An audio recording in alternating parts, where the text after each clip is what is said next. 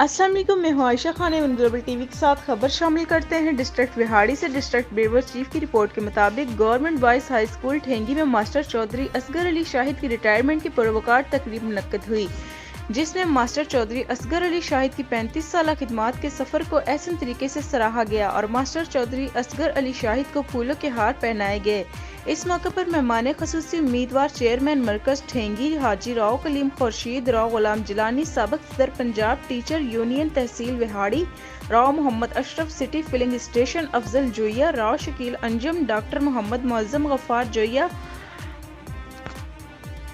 ریدا trades and commission shop Rafiq Mughal, Rao Kamran Mahmood, principal Rao Nasir Ali Sahib, master Mushtaq Sahib, Khalid Jat Sahib, Kashif Sahib, Rao Ghulam Akbar Sahib, Mushtaq کموا